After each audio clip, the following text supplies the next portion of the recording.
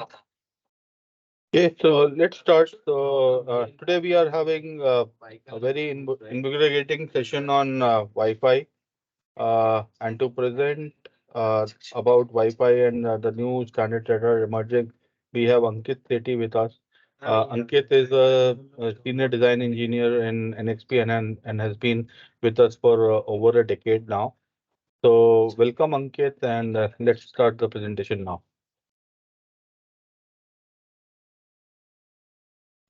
Okay, yeah. Thank you, Akhil. Thank you for this nice introduction. I hope my audio and my visual both are on and everyone can see it together with the presentation also. Yes. Okay, yeah. Your Thank you, video is Akhil. turned off, sir. Video is off. Uh, No, video is on. You can turn off the video. oh, I should. Yeah, that's fine. It's up to you. If you want to turn it on, you can keep it on. Okay, yeah. Let's have the video on. It will have in better interaction. Yeah.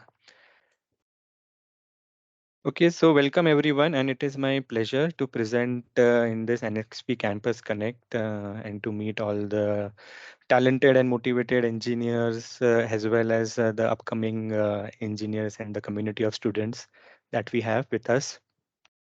And just to give a brief overview of what we would be discussing today. So we would be discussing on the evolution of 5 technology of Wi-Fi and specifically spending some time on Wi-Fi 6. So Wi-Fi, as we all know, has been one of the dominant technologies to access internet. We find Wi-Fi present everywhere today in every kind of device, say laptop, mobile phones, smart devices, IoT devices, watches, smartwatches, you name and you will find Wi-Fi technology. The number of devices that want to get connected to Wi-Fi is ever increasing. And this technology has become a dominant technology to access internet. Further, the demand for throughput on Wi-Fi has also been increasing. The number of devices that want to get connected is increasing. The kind of topologies that we want to support has been numerous now in Wi-Fi. And to support all of it, the Wi-Fi standard has been evolving. So Wi-Fi standard has been very proactive in adhering to and in understanding the needs of the customer and the market and how it has evolved over time that we will see in this presentation. So specifically, there is a group in IEEE, which is an 802.11 and IEEE standards working group that actually looks into how the Wi-Fi technology should evolve, what modifications needs to be made, what new additions needs to be made to the Wi-Fi, and they look across all layers of Wi-Fi, be it the link layer, be it the MAC layer, be it the PHY layer. There is a group that looks into the security aspect of Wi-Fi also in IEEE. So what we would be focusing today is the evolution of Wi-Fi technology from the physical layer perspective. And that is what would be the focus of this discussion and presentation. And specifically, we would be spending more time on Wi-Fi 6, which is one of the recent standards of Wi-Fi that the market has adopted. On standard fronts, we have moved a bit forward, but currently the market has been adopting Wi-Fi 6, and we will see the benefits of Wi-Fi 6 from the 5 perspective. Okay. So just to mention, so NXP has been one of the dominant players in the Wi-Fi market, and it has a rich portfolio of Wi-Fi chips that it offers to top tier customers in automotive market. It caters to also industrial IoT, mobile market, as well as communication infrastructure market. So NXP has been one of the dominant player here, and it is a well reputed and a well respected community in the market for its offerings of Wi-Fi product. And let us now deep dive into the session now on the more technical fronts. So let us first set the agenda on how we will be proceeding about this presentation. So firstly, we will be going over a brief overview of the evolution of Wi-Fi technology up to Wi-Fi 6, how it has evolved, what are the different things that have come into picture on Wi-Fi specifically from 5 perspective. And then we will deep dive into Wi-Fi 6 5 features, which would include 4x tone nomenclature, OFDMA, which is a new technology that got introduced into Wi-Fi 6, the 1024 QAM MCS that got introduced, as well as the downlink and uplink OFDMA and MU transactions that got introduced into Wi-Fi 6, and how all this help in supporting higher throughput requirements, dense environment connectivity, etc. and etc. So that would be the way we would be going over the topics here. Okay, so now let us first try to understand the evolution of Wi-Fi over timeline, how it has evolved. So the first standard of Wi-Fi, which is 802.11b, it got formalized in 1999, and this was a CCK based standard with the data rate of up to 1 to 2 Mbps. And then slowly we went to OFDM kind of a standard, which is 802.11g, that got formalized in 2007. So we see there is a big, there is that tenure to from it for it to evolve from 802.11b to 802.11g is around 8 to 9 years. So at this time, Wi-Fi was just picking up, and the OFDM based Wi-Fi first got introduced in 2007. So it is also called 802.11g. Both are called Wi-Fi as of now, which operate in 2.4 gigahertz band. And the bandwidth that can be allocated to a user is 20 megahertz. We should understand that in 2.4 gigahertz band, the available band that is available, that is present is around 100 megahertz. So at most we can accommodate say 5 users in a 2.4 gigahertz band. However, as soon as this technology of OFDM got introduced for 802.11g Wi-Fi, there was a significant traction of Wi-Fi in the market and more throughput requirement, more connectivity requirement. The demand came from the market. For the same, we there was another technology that got evolved from Wi-Fi to Wi-Fi 4, the fourth generation Wi-Fi, which got formalized in 2009. And what it did was it expanded the bandwidth from 20 megahertz to 40 megahertz that could be allocated per user, as well as it extended itself to 5 gigahertz band also. And the reason it extended to 5 gigahertz band is, as we mentioned, in 2.4 gigahertz band, only 100 megahertz bandwidth was available. So 5 users could be, say, in a particular space, 5 users could at most be transacting together. But now in 5 gigahertz band, we have an entire 1 gigahertz band available for Wi-Fi transaction. Hence, it supports a large number of users in a particular space that could transact together. Further, after this, there was again the demand for throughput, the demand for connectivity kept on increasing. It is increasing today also. And the Wi-Fi fourth generation had to evolve into Wi-Fi fifth generation technology, where the bandwidth was increased from 40 megahertz to 160 megahertz, specifically catering to very high throughput kind of applications. This was specific to 5 gigahertz only. 160 megahertz is not present in 2.4 gigahertz. Hence, this specific technology is present for 5 gigahertz band only.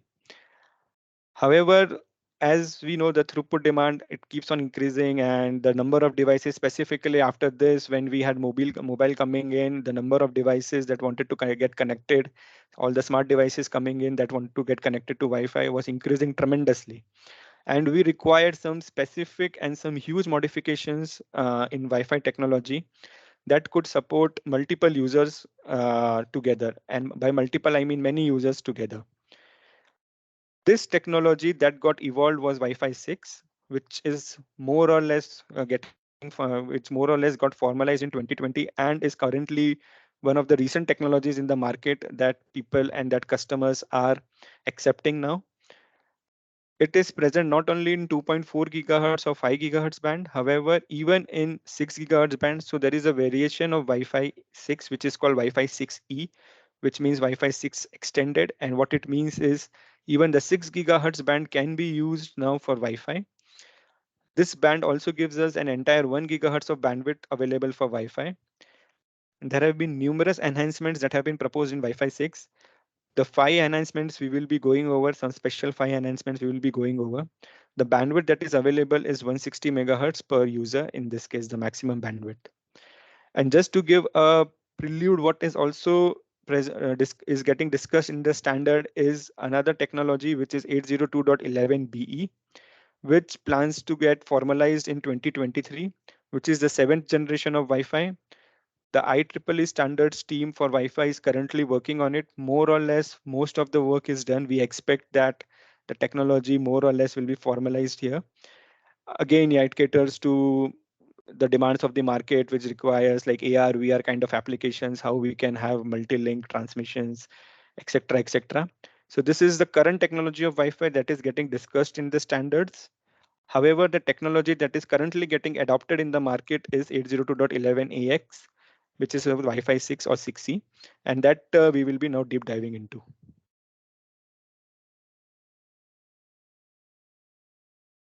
Okay, so firstly, before moving to Wi-Fi 6, let us see how the technology evolved from up to Wi-Fi 6. So as we discussed that 802.11g, which is also called legacy, then we have 802.11n, which is called HT, which is the second one. And the third one is 802.11ac, which is also called VHT. So how this technology evolved over time, let us see. So the bandwidth that was present per user was 20 megahertz for legacy. It continued to be 20 megahertz for HT also. However, the number of tones that got packed in 20 megahertz, so this is an OFDM technology, so the number of tones that got packed in 20 megahertz for HT increased to 52. And by +4, we have the pilot tones. The pilot tones are required by the pilot tones are included in OFDM symbol construction for better reception at the receiver, so that the receiver can do some kind of better processing and the packet can be received properly. However, the number of data tones, which was 48, it increased to 52, and more data tones got packed in the HT frame format in 20 megahertz band itself. So this improved the spectral efficiency of the technology. Further, it also introduced a 40 megahertz bandwidth that could be allocated per user. Hence, what in that we have 108 data tones that could be sent in an OFDM symbol. It improved the peak throughput of the system and of the transaction. Then this technology got evolved into 802.11ac, which is VHT. The spectral efficiency remained more or less the same. So for 20 and 40, we have the same number of data tones, 52 and 108. However, for 80 megahertz and 160 megahertz, we have now the more number of data tones that could get transmitted. So per user, we can have the allocation of bandwidth of 80 megahertz and 160 megahertz to further improve the throughput of the transaction. On frequency band front, the 802.11g technology catered to 2.4 gigahertz. The .A technology catered to 5 gigahertz. HT technology caters to both 2.4 and 5 gigahertz, and VHT, because of the increase in the bandwidth, is catering only to 5 gigahertz band. On the MCS, the modulation scheme, that is used, the modulation and coding scheme that is used. So on each data on an OFDM symbol, we send a particular constellation symbol. So a particular constellation symbol, what we do is we have multiple bits that construct one constellation symbol. So for 64 QAM, we have say 6 bits that constructs one particular constellation symbol. So we could transact say 6 bits on a particular data tone in an OFDM symbol in case of legacy. So that is a 64 QAM, and we used a 3x4 encoder rate here. As the technology progressed and on the analog and the RF front end, we had better devices coming in. What we found is we could use higher constellation also for the transactions. So in 802.11ac, what we see is we start using 256 QAM, which is a more denser constellation with 5x6 coding rate. What we will now see in Wi-Fi 6, we will use a higher constellation because the RF and the analog technology has progressed and has matured enough so that it can send a denser constellation. On maximum data rate that we have, say for legacy, the data rate was per user data rate was limited to max throughput was 54 Mbps. So this is the 5 data rate that I'm talking about. And we had a 10-fold increase in the data rate, more than 10-fold increase, I would say, in the data rate when we start using HT, which is 600 Mbps. The main reason for this increase comes from, say, because of we have maximum more number of streams coming in and higher bandwidth of use that we have. Again, when we move to VHT, the number of streams that we have increases to 8, and the data rate that we have is 6.8 Gbps, which is more than 10 times the 10 times the throughput that we had for HT. The increase in the data rate here comes because of the higher bandwidth allocation that we can have to a particular user, the higher constellation, as well as the more number of streams that we can spatially multiplex in a particular band. On the OFDM symbol, we are aware that we require to put a guard interval. This guard interval is required to avoid any kind of intersymbol interference.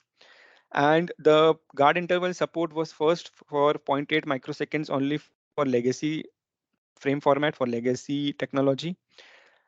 Then there was a requirement and a discussion to have a shorter guard interval for HT. Now, just to understand, give a brief understanding on the guard interval. So what happens is the longer the guard interval we have as compared to the OFDM symbol duration, the proportion of the guard interval, if it is longer, then the efficiency of the OFDM symbol decreases, the throughput decreases. However, we need to have a guard interval to avoid any kind of intersymbol interference. In scenarios where say we feel that the channel delay spread is limited and it is not high, we can consider shorter guard intervals. So say for line of sight channels or where the delay spread of the channel is low, the HT technology introduced a shorter guard interval and thus in turn allowing to improve the efficiency of the OFDM symbol transaction. And this got extended to VHT also. On the encoder front, the legacy technology used only BCC encoder. However, as the technology evolved and as the implementation and the designs became, so LDPC technology is a complex technology, but as the design evolved and as the industry matured towards complex designs, LDPC technology, encoding technology also got introduced in HT. So LDPC encoding technology, the benefit is it gives a better rate at a lower SNR regime and hence helps in improving the system efficiency and the throughput that a user observes in say mid-range or low-range SNR regimes. Similarly, this LDPC technology got extended to VHT also. So we already discussed that max number of SU streams got increased. The number of streams that we can spatially multiplex for a particular user got increased from 1 to 4 to 8. And a new technology that got introduced for VHT is multi-user. So what it means is we can spatially multiplex up to 4 users now. So an AP or an access point can now communicate with 4 users, say in downlink specifically in VHT. The number of streams that it could send to a particular user is 4. And the total number of streams that an AP and access point can send is 8. So this helps in connecting with multiple users, specifically in downlink by spatially multiplexing them by the access point. Okay.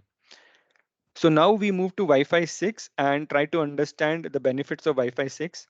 Again, what we need to cater to, what we need to understand is market has always been demanding higher throughput, more devices that needs to get connected to an access point. And how Wi-Fi 6 technology enables it, we will see that. So firstly, it is through better spectral efficiency.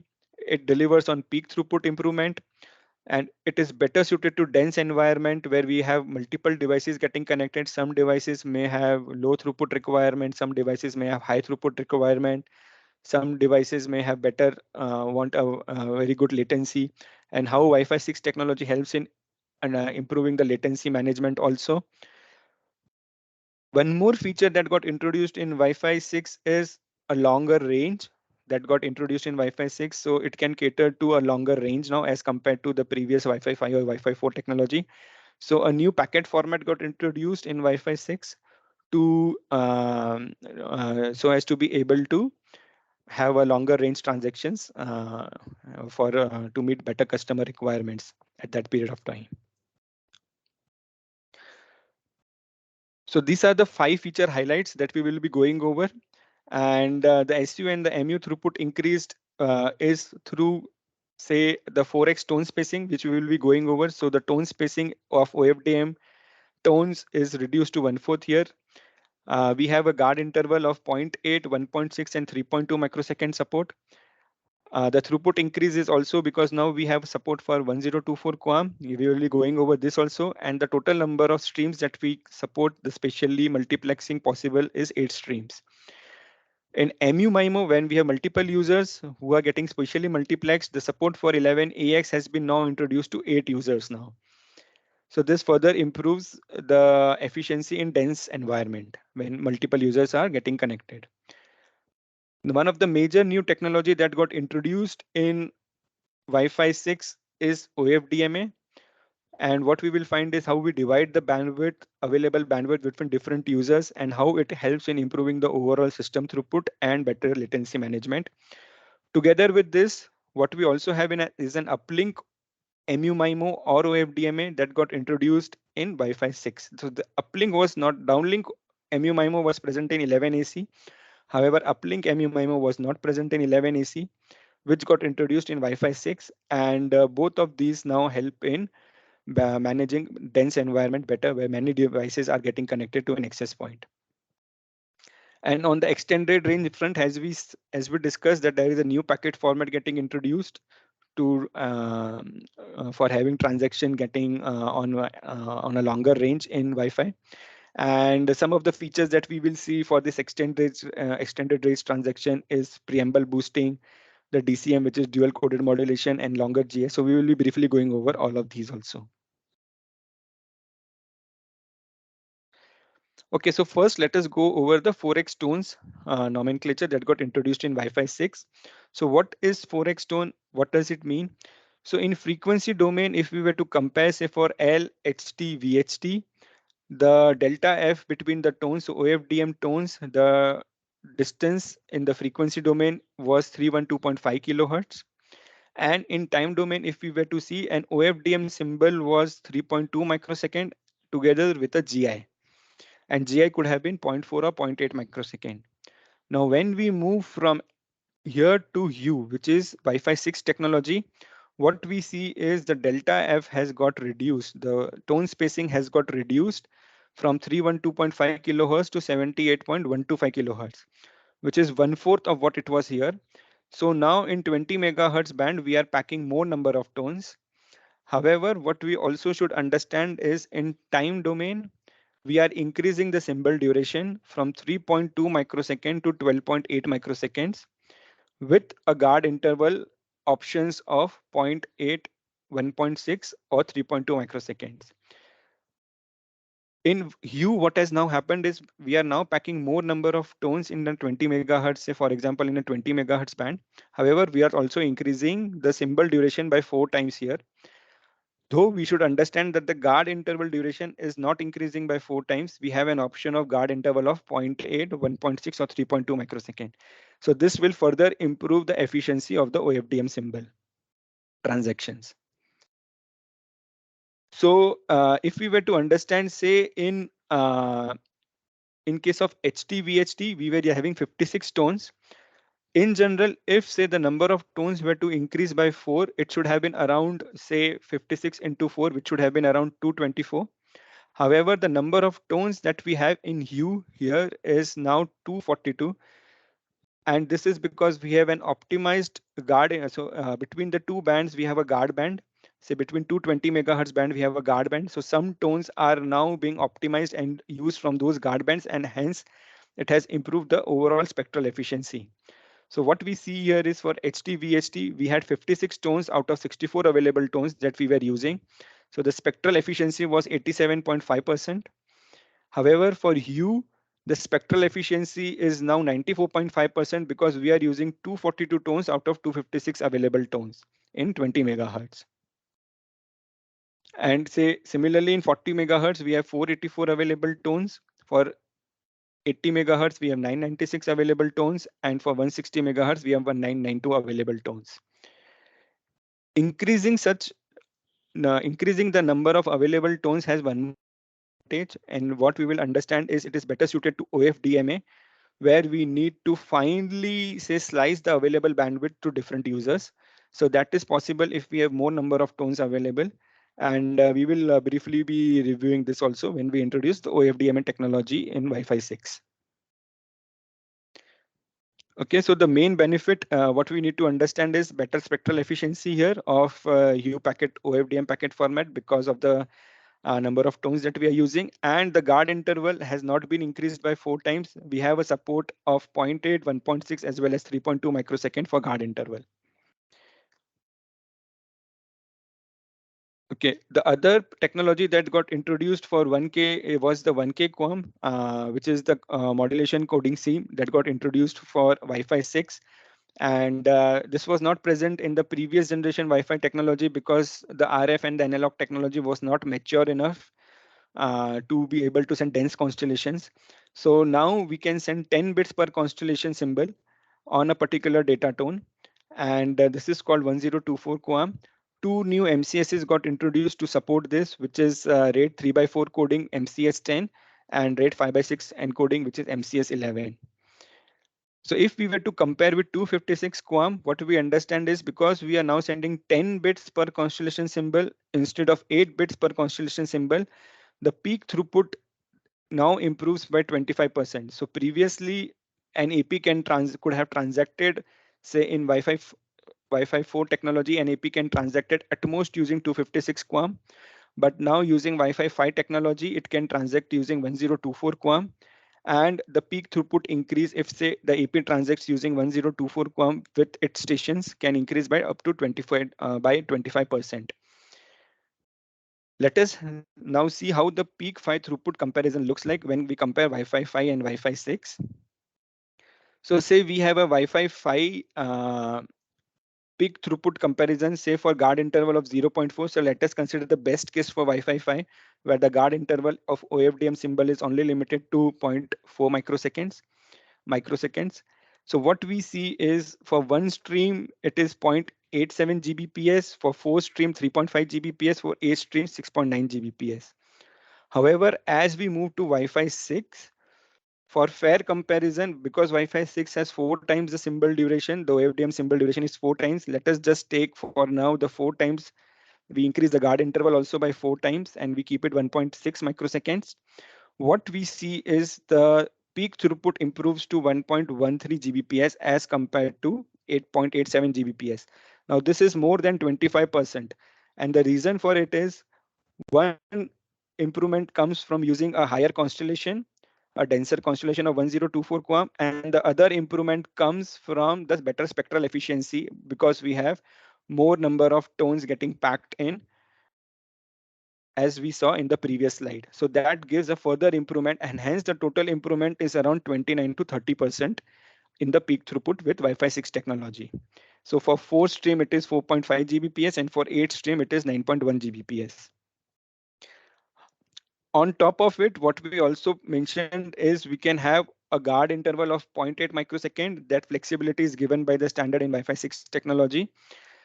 So if we were to use a guard interval of 0.8 microsecond, and because the OFDM symbol duration has increased by 4 times, however, the guard interval has only increased by 2 times here, we see another improvement in peak throughput, 5 peak throughput, which is up to 1.2 Gbps here, 4.8 Gbps for 4 streams, and 9.6 Gbps for 8 streams. And this improvement is up to around, if we were to compare with Wi-Fi 5 technology, the kind of improvement now we see is more than 35% here, up to 38% in the overall peak throughput. The main reasons, just to review, are the improved, the higher constellation that we are using, better spectral efficiency, and the guard interval options that it has provided us. So this is the way the standard has evolved, and it has been catering to higher peak throughput requirements that the market is demanding to for in Wi-Fi 6. Again, the second thing that the market has been demanding is the number of devices that wants to get connected to AP has been increasing. So at our home also we have say multiple, we have say each person has a phone, all of us want to connect our phone to access point. In family, we have multiple members who want to connect our phone to the access point. There are laptops that need to get connected to access point. There are smart devices that need to get connected to access point. To handle such kind of a demand from the market, OFDM and technology got introduced in Wi-Fi 6. And what it does is it divides the frequency band into multiple slices of frequencies that can be shared among multiple users or stations. So in dense environment, previously, say if one wanted to connect to an access point, there was a time sharing that was needed to connect to an access point between the devices. However, here what has happened is the devices can get connected to a particular access point by doing frequency sharing, frequency band sharing. And it is also possible for the access point to give bandwidth to different devices as per the requirement. So say some devices want a higher bandwidth and some devices have a lower throughput requirement, some devices have a higher throughput requirement. So depending on the quality of the service that a device wants, that a station wants, an access point can allocate different kinds of bandwidths and share the frequency among different stations and transact with all the stations together. So this helps in improving the overall system efficiency as well as network efficiency of the system. The possible ways that an access point can allocate bandwidth to different users is it can allocate 26 tones, 52 tones, 106, 242 tones is 20 megahertz band, 40 megahertz band, 80 megahertz band, or 160 megahertz band.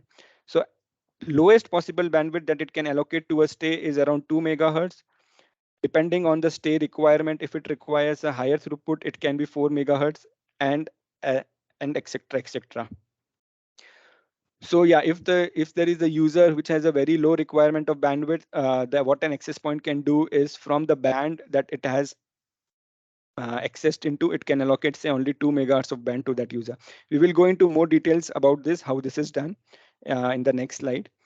And what is done is a single packet is transaction can take place between the access point and the station, multiple stations that can be addressed to multiple users together.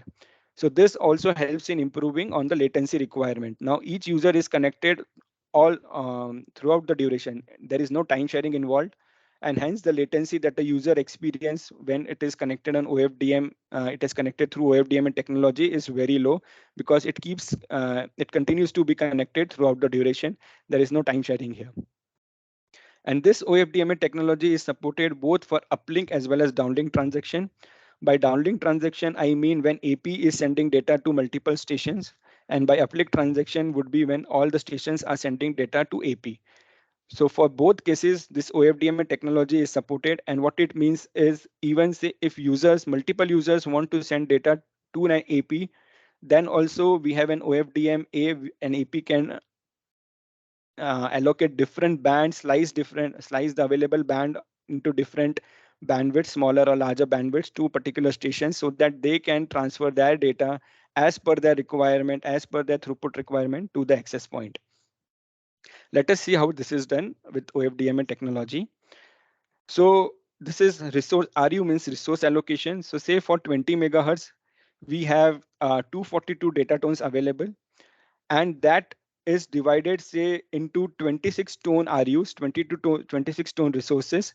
So we can have a 26 tone band allocated to a user here, or another user can be allocated here, or 26 tone can be allocated to a third user, and so on. So what we see is we have say 26 tone resource allocations to to a user, that to different users that we can allocate to.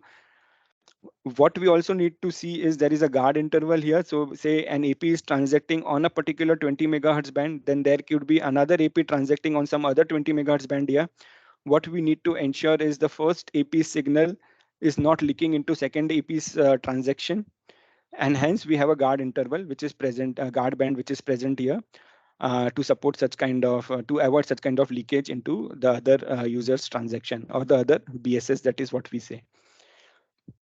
Further, what we also see is there are some null subcarriers that get introduced, and this is so that when an AP is transacting with one user, say in a particular 26 tone RU, then the other user has some kind of a tolerance to it, and hence there is no leakage of signal from one user to the other user. Some null carriers, so this null subcarriers have been introduced in this kind of an OFDM frequency domain allocation. So this is for 26 tone RU allocation. Similarly, we have a 52 tone RU allocation that is possible. So we have 452 tone RUs that can be allocated to different users in a 20 megahertz band. So four users say who have 4 megahertz throughput requirement can get connected together with an access point here. So an access point will allocate a 52 tone RU to each of the four users, and they can transact together by doing frequency sharing. Similarly, 1086 tone RU can be allocated to 106 tone RUs can be allocated in a 20 megahertz band by an access point. And then entire 20 megahertz band is also available to be allocated to a particular user. So if a user has a higher bandwidth requirement, it can be allocated a 20 megahertz tone. So what we understand here is, say, if the AP has a 20 megahertz band available, this is the way it can allocate bandwidth. It can slice the bandwidth for different users. Now it is also possible that an AP, what it can do is, a particular user has a higher throughput requirement. However, other user has a lower throughput requirement. Then what it can do is it can allocate a 106 tone band or an RU to one user and a lower band of 52 tone RU to another user. And since the third user has, or third or fourth user have a even lower throughput requirement, then what it can do is it can allocate this 26 tone and this 26 tone RU to the third or the fourth user.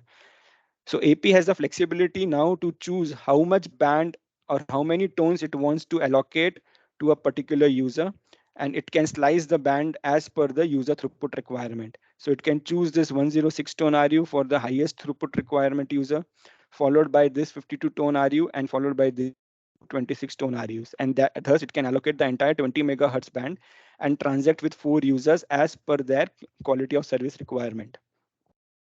So this is for 20 megahertz.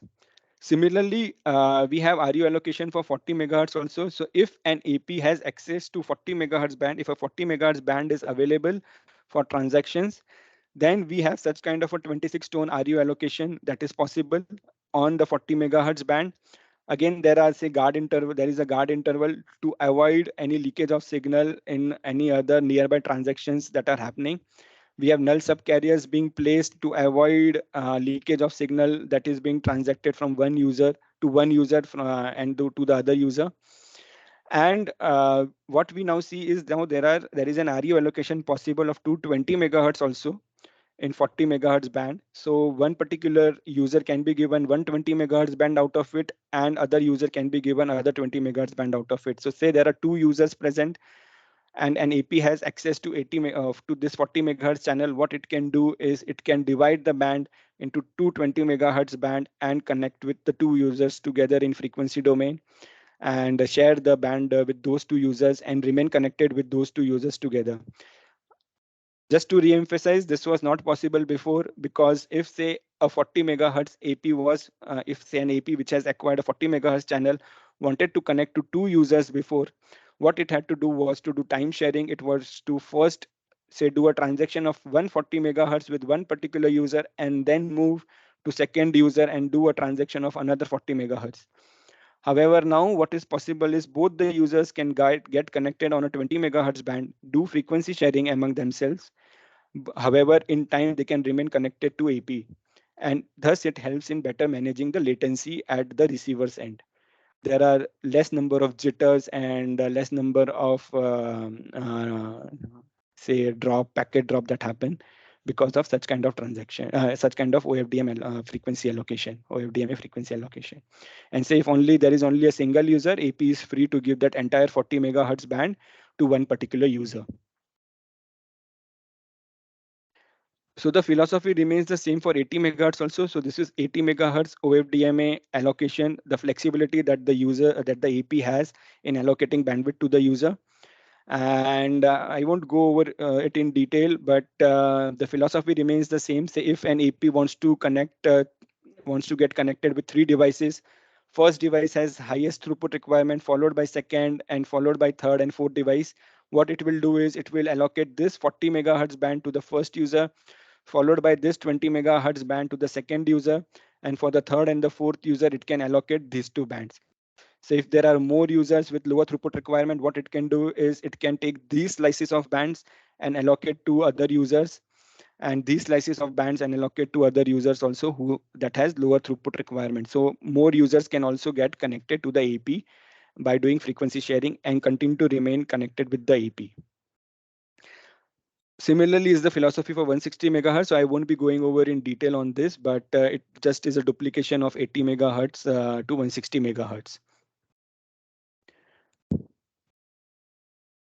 Okay, now we come to the extended range packet format that got introduced in 11 AX, which is Wi-Fi 6, and how the new packet format has helped in improving the range of the transaction.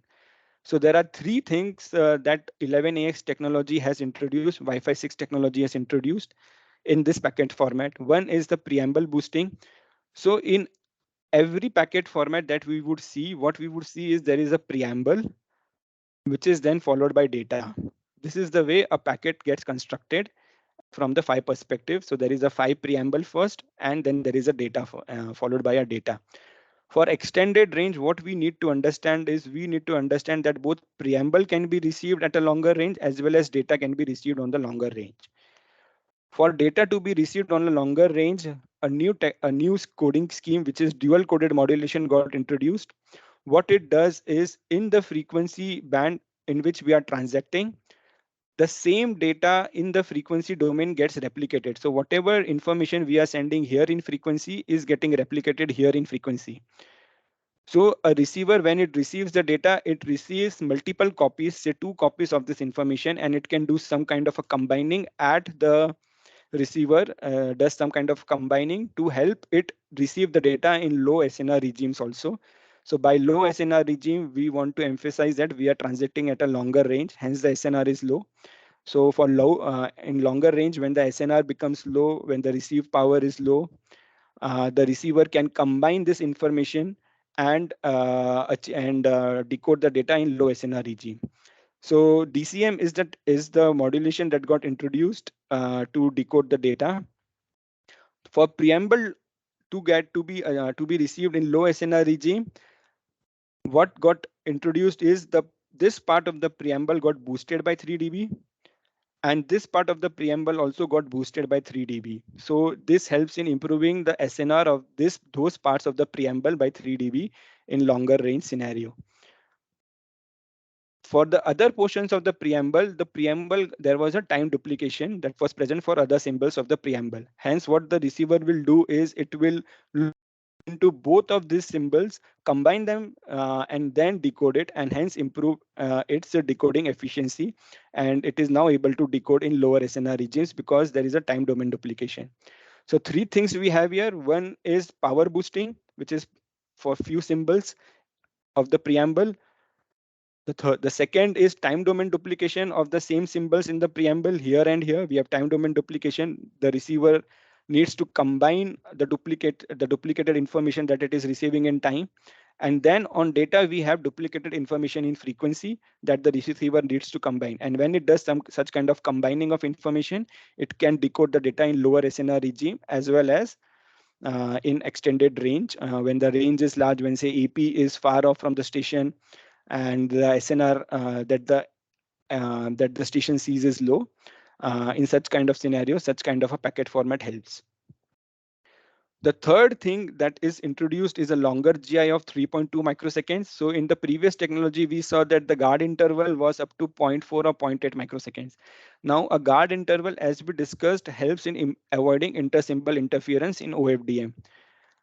If say we are in a longer range scenario, we will experience channels which has a higher delay spread. Okay, and to be able to transact in channels that have higher delay spread and to avoid inter-symbol interference, we need to have a higher guard interval also.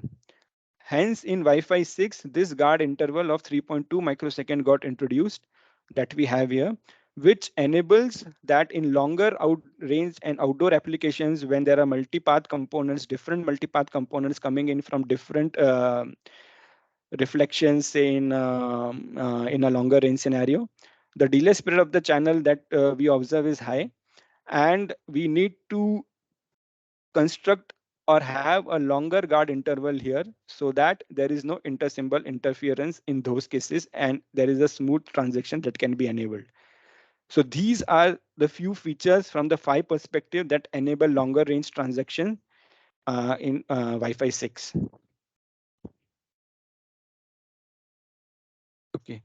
So now we move on to the downlink OFDMA and the MU transaction that got introduced. So downlink OFDMA, downlink MU was present in VHT or Wi-Fi 4 also, sorry, or Wi-Fi 5 also, but Wi-Fi 6 introduced downlink OFDMA and MU transaction together with uplink 1. And how this is enabled is first, so the basic frame exchange is how this is done is first say AP gains a channel access. So it does some kind of a channel sensing and finds out whether the channel is free or not. So this axis, the y-axis, has to be considered as a frequency axis. Okay, so this is a frequency axis. Now what it does is say it has acquired this particular band of channel. What it will do is in case of OFDMA, it will slice the band among different users and transact say an AP has to send information to multiple users together. So it will slice this band among multiple users, and in the same packet itself, it will send the data to multiple users together.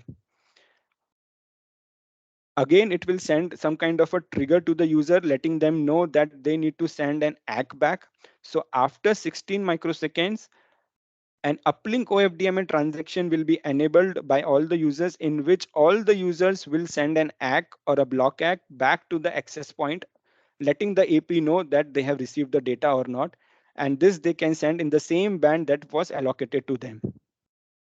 So this is the way an downlink OFDMA transaction gets enabled. So when an AP wants to send data to multiple users, it first accesses the channel, then sends the data to multiple users among different bands that it allocates to different users, and then requests the users to send back all the ACK together.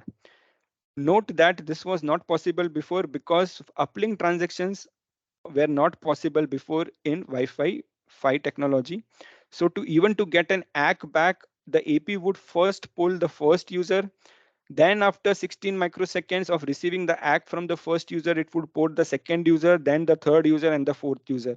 Now what it can do is it can get the ACK back from all the users together. So the efficiency of the previous technology was very low when multiple users were getting connected.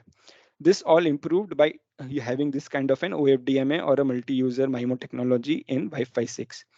This is the case we consider where we have downlink transaction where AP wants to communicate to multiple, when AP wants to send data to multiple users together. Say the what we have a scenario is another way around where multiple users want to send data back to AP. Okay, so in that case, what an AP does is AP first access the channel by doing some kind of a carrier sensing. It first access the channel. After having accessed the channel, say a particular frequency band, it sends a trigger frame to all the users. In this trigger frame, it tells the users what part of band is allocated to each user. So each user understands that, okay, this part of band is allocated to first user, this part of the band to second, this part of the band to third. And then after 16 microseconds, all the users send back the data, whatever data they want to send to AP in uplink OFDMA PPDU format or in uplink OFDMA frame format to the AP. Then what the AP does is after receiving data from each user in their respective frequency band, it decodes them and finds out whether they have been received correctly or not, if and sends an ACK back. So after 16 microseconds, an AP will send an ACK back, ACK packet back, which will have ACK for each of the users. So each of the user will understand simultaneously whether its data was received by the AP correctly or not. So because all these transactions of uplink and downlink can be done in frequency sharing, there is no time sharing involved. The ACK need not be sent to each user separately. They can be sent to each user in single packet itself. Together with, if the user needs to send an ACK back for say the downlink packet that it is receiving, all the users can send it together itself. This has helped in improving the efficiency of the entire protocol when multiple devices get connected to the access point. Hence, in dense environment, such kind of OFDMA as well as MU technology uplink as well as downlink has significantly improved the performance and the system level throughput when multiple devices get connected. So yeah, so this is probably the last slide I have here. And Ankit, one doubt. Is there any limitation while allocating the frequency? So that frequency will be subdivided into multiple channels, right? So for each channel frequency, is there any limitation? for user allocation in terms of user allocation? So it depends on the band. So if they say the band is, if the user is able, say if the user is able to accept a 40 megahertz packet, let us take this case that we have an 80 megahertz band that is available. If the user is can accept a 40 megahertz packet, then or an 80 megahertz packet, then as per the system requirement, if there is no other user present, then the AP can allocate the entire 40 or 80 megahertz to that particular user. So did I answer your question? Yeah, in terms of let's say for example in say stadiums and there will be a more users, right? So for that particular scenarios, how it will be divided? Is there any limitation for each channel? So this many number of subdivisions can be done. So likewise for each frequencies. So for example, in 5 gigahertz, we have some number of channels, right? So for each channel, is there any limitation for Yeah. the so this many users I can allocate? Yeah, so say in a 20, we have limitations. For example, in a 20 megahertz channel, I can allocate up to 17 users, not more than that. So that is the kind of limitation that the standard imposes. So say I can allocate up to 17 users in 20 megahertz. Okay. Yeah. So there are specific restrictions in the standard on how many number of users it can have in a particular band that can be transacted together. So in 20 megahertz, the standard has given the flexibility to have up to 17 users. Okay. And say when there are multiple devices, say in kind of a stadium scenario in a dense environment that are getting connected, it is AP that decides on how much bandwidth it wants to allocate to each user. So depending, say, on the kind of throughput requirement that a user wants, AP will have some kind of an algorithm or some kind of a scheme by which it will decide on what bandwidth needs to be allocated to each user. So it is implementation specific. There is nothing defined in the standard. It is something that is free, and AP is free to allocate as per whatever is the implementation at AP's end. Okay.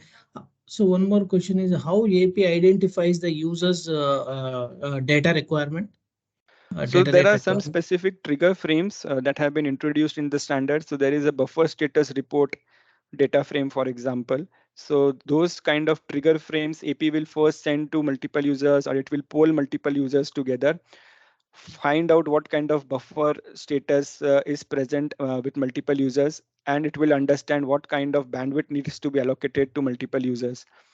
So yeah, there are specific higher layer packet formats, trigger frames, say MAC layer trigger frames are there, which help in identifying the kind of throughput that is required at user's end. Yeah. Okay. Mm, Thank you. sure. Uh, Hi, Ankit. I have a question here on the maximum number of users that are supported in 20 megahertz. So right now it is 17 if we go in the previous slide. So if I allocate 26 tone RU, the smallest one in 20 megahertz, the maximum 9 number of users, or I believe 8 number of users at a same time can be accommodate. Then wanted to understand like how we come to a number 17. Yeah, so that is right. So if you were to understand the question is, say if I have this 20 megahertz band available, I do the slices in the lowest frequency slice that is available to me, and then what I do is I can have at most 9 slices of 26 tone RU, and thus I can only support 9 users. So how do we get 17 users? So Yeah, what we also need, yeah. So what we also need to understand is we can also spatially multiplex users. So we have multi-user MIMO also. So say in this 106 tone or a 52 tone RU, we can have multiple users spatially multiplexed also. So we can have 4 streams that are sent to 4 users in this 52 tone RU, which are spatially multiplexed. Each stream is for a one particular user. So we can have 4 users, say, communicating in 52 tone, and we are doing spatial multiplexing also. So one is frequency division of the band, and one is spatial multiplexing. This we can divide the space also, and spatially multiplex users also in the same frequency band. So if we were to find the maximum by understanding the spatial multiplexing together with frequency division, then the number that comes up is 17 users. Okay, sure. Yeah. Thank you. Hmm.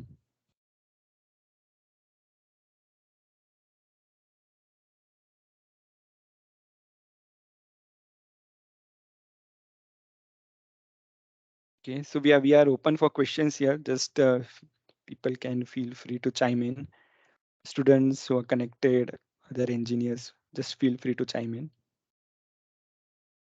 So Ankit, one more question. Do we have any pictorial representation where both is done, like spatial multiplexing of the users as well as the frequency-based division of the user? I Any, don't have it right now. Yeah, maybe I can send it to you separately. sure, I don't have it right now. Yeah, yeah, sure. Okay, sure. yeah, Thanks. sure.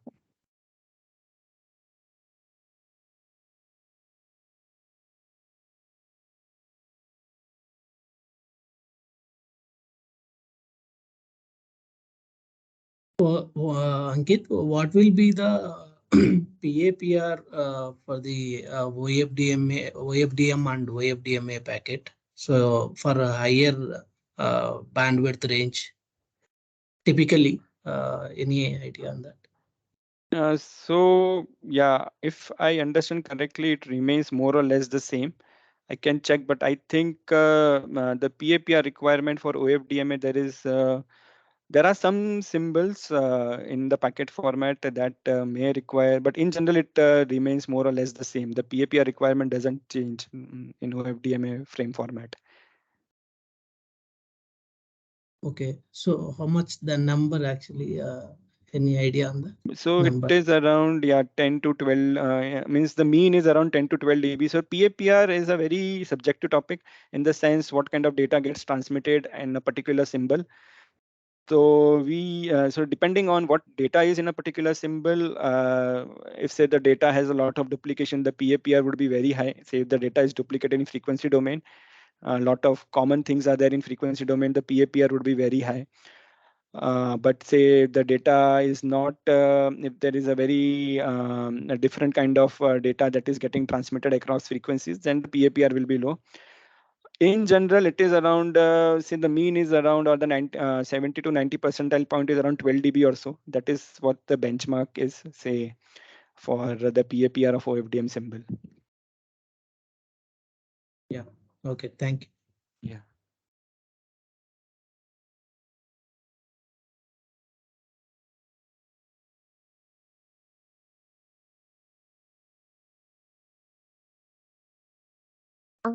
Ankit, one more question on the same lines that wanted to understand if there are any requirements on frequency accuracy when we are operating with multiple user in OFDMA scenario, like carrier frequency offset requirements. Are there any which standard specifies?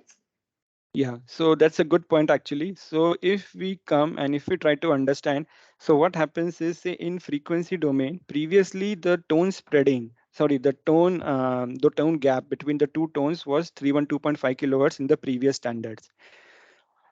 It was not lower than this. It got lower only for hue standard. This is because when the technology evolved and when the crystals became more accurate, the technology then was able to support a delta F of 78.125 kilohertz. So say if the crystal ppm was high, which was the case, say maybe 15 years back or so, the crystal ppm was high. In that case, the CFO at the receiver would have been high. So if the CFO at the receiver is high, and if the tones are very close by, what happens is there is a lot of inter-carrier interference that is possible.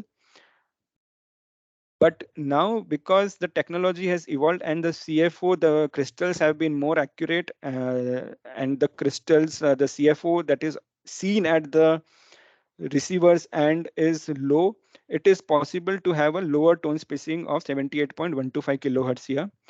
So in general, the CFO tolerance for hue is lower.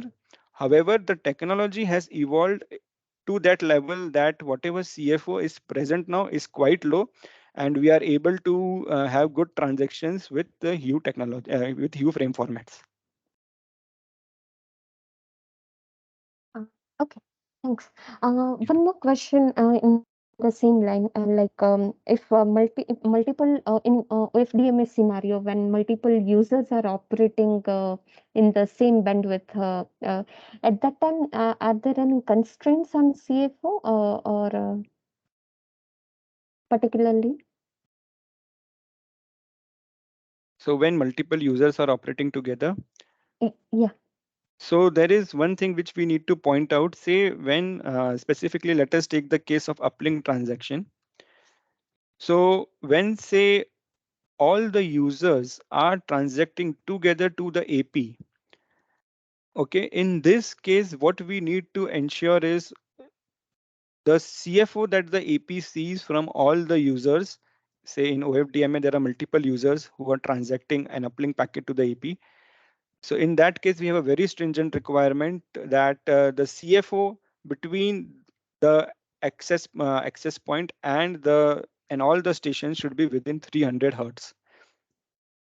So that kind of a requirement we do have in case of uplink OFDMA transactions.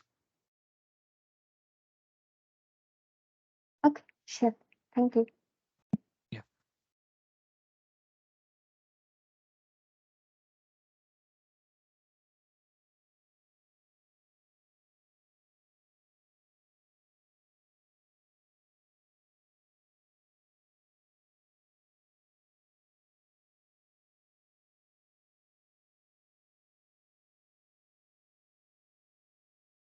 Okay. Yeah, maybe we can just wait for a minute more. So yeah, I encourage all students also, if you have any questions, to come forward.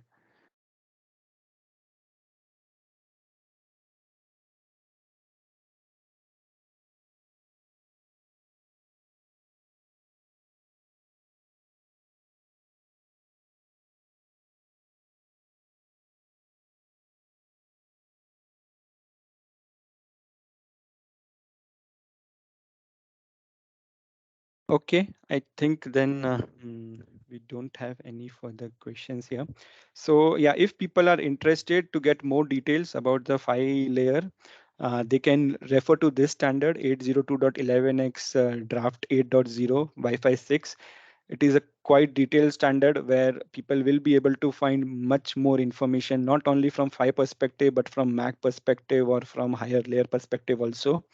And for students who are interested, say in physical layer design, say for Wi-Fi, Bluetooth, etc., that NXP is into, what I would suggest is if you want to pursue a career in this domain, then the courses that you do specifically on signal processing, on wireless detection, wireless communication, MIMO technology, those are the courses that are eagerly sought after. Those are the skill sets that are eagerly looked into. How familiar are you with MATLAB? How familiar are you with the signal processing toolboxes in MATLAB, C++ environment? So yeah, if a student wants to pursue a career in this field, if the student finds this kind of physical layer design field interesting, yeah, it is highly theoretical. One needs to be good in theory.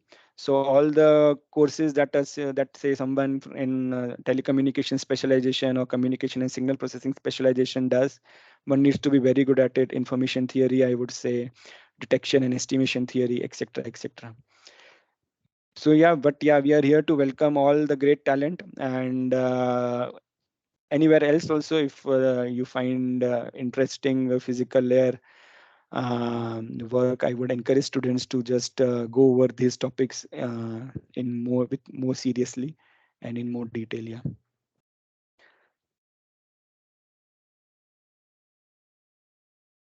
Okay. Thank you, everyone.